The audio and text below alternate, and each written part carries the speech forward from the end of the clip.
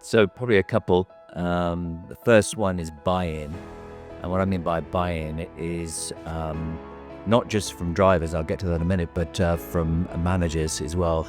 You may have heard when you bring another system in that they have to work in on a day-to-day basis. I'm already running 100 miles an hour. I've now got to look at this safety system and try and analyze videos and risk scores, etc. So making it simple so that if there's 3 minutes of every day, that person is able to see exactly what they need to work on and address the highest level of risk very, very quickly. So making it easy for them to work with a new system. Buy-in from drivers, obvious, that's always brought up as a difficult one when you're talking about video. I've dealt with Teamsters unions in the US, with workers' councils in Germany and unions around the world. And, it's an interesting fact that it's not they complain about having video or cameras in the vehicle. It's more about what that company's going to do with the data. And that's what they worry about.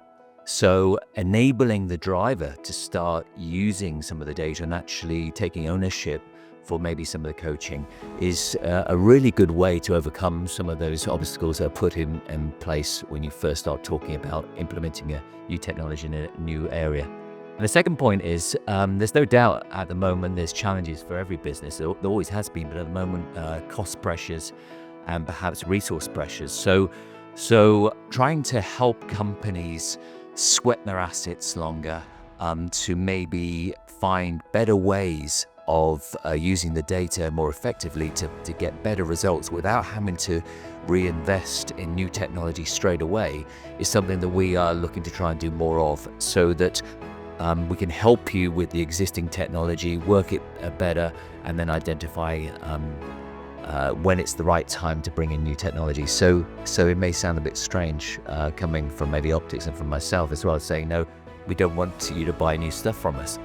But we do want the technology you have today to really work for you. And we've got to focus on that as well, especially in these sort of times at the moment.